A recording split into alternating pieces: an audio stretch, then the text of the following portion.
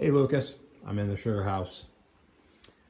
This is my 2x6 Grimm Lightning evaporator. These pans, you want them to be lead free, and they're dated. These were made in 1998, and before, I believe it's 1994, before 1994 the pans had lead in them, and you do not want to buy one of those evaporators. A lot of syrup gets made on pans with lead, but that's not what you want. So, and one way to tell is that this lip right here on these Grimm Lightning pans is square. And the older pans had like a rounded lip.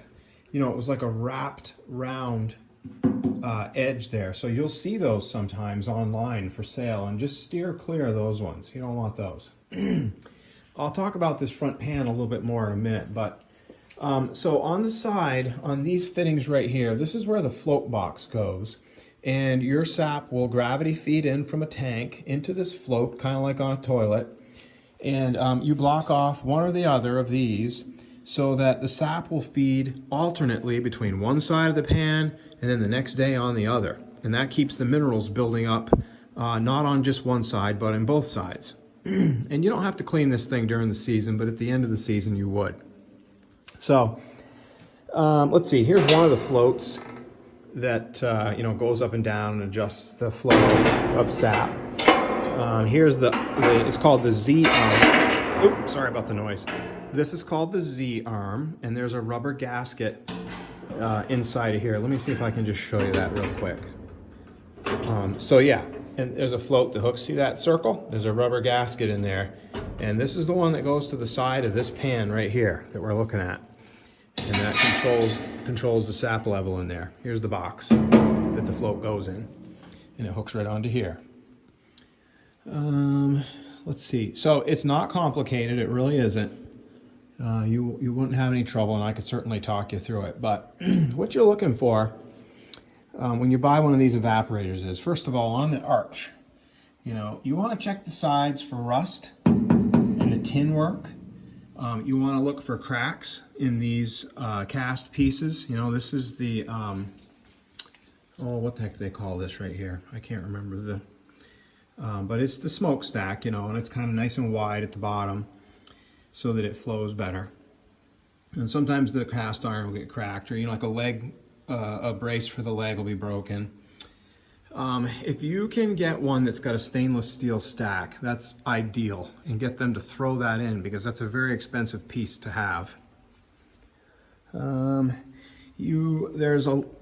got these flues in the bottom, you see, and you know about those probably. The sap goes down in here, in between, and then if you were on the underside, there's flames that come up in here, and here, and here.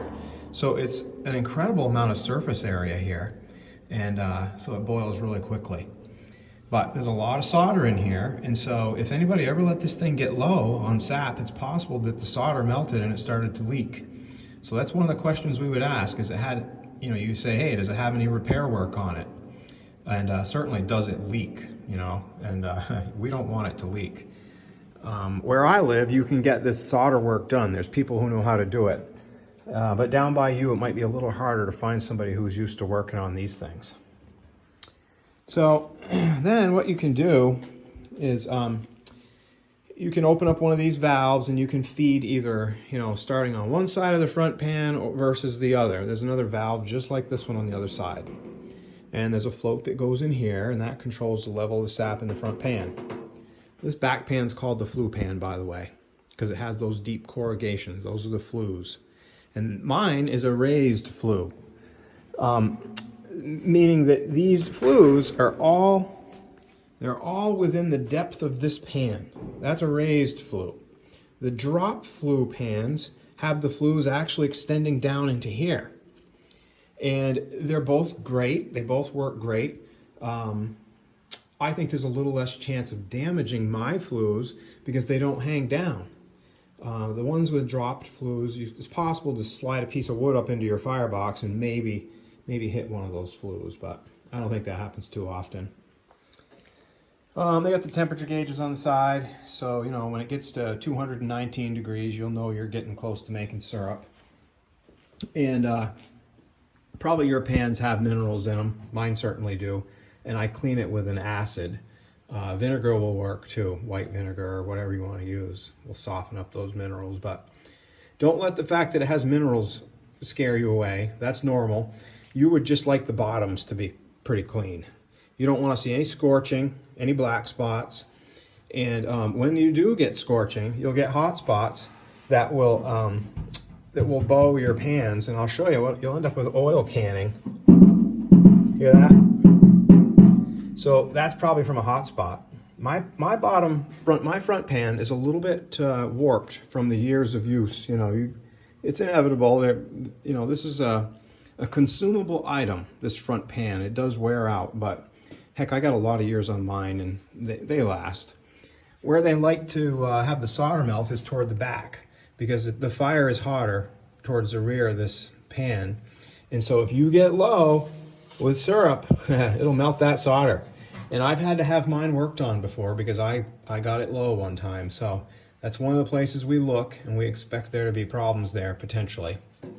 And if you ever do melt the solder, you take a Dremel and you grind the solder out carefully with a Dremel, and then you can have it resoldered. Maybe you're capable of doing it, but I just have somebody do it because I don't want to screw it up. But that's a repair right there on mine. Okay, so the front of the arch, there's your firebox right there. You're just looking at the tin work there. Some of them have a blower. I made this one. It's just a little blower that I had kicking around, and then I made this little shroud, to plumb it up to the ash pit on this thing. And I elevated mine on bricks so that I'm working more at eye level. I don't have to bend over to put wood in it. The other thing is you want to check for cracks over the doors. These things tend to break right here. That's really where they break. They break right in this area. And that first one you showed me did have some cracks there. That was kind of a beater. But the one that I sent you the link to for $2,500, that looks like a good one. It's just exactly like mine. Got the same arch and everything. And this is a really good little arch right here. It's not as shiny as mine because the guy hasn't taken as good a care of it. But I bet you could polish that son of a gun up and it'd look pretty nice. And the other thing is I think his has a galvanized smokestack. But don't let that deter you, because you can rustle up the stuff to, you can buy this piece and you can certainly buy all that, but that's not a deal killer right there. And I bet you he'd take less than $2,500 also. If you could get it for $22,000, I'd say you're doing pretty darn good. Let's see. I think that's about it. But if you wanted to get a phone number from him, maybe we could figure out a way to do a three-way call and we could just chat with the guy. And if it sounds good, we could get him to hold it until you come up through, He's probably a good old boy. We could probably talk something, work something out with him. So that's all I got. I know I'm kind of wordy here. Sorry about that. Kind of long, but so there you go. Hopefully that helps a little bit. Just kind of looking around the building here. It's a lot of fun, isn't it? I love sugaring. I really do. So, got my wood splitter here. That's that's a kitchen pan for just finishing syrup. I don't bring it quite all the way to syrup in here. I usually draw off a little bit early. That's my filter can over there.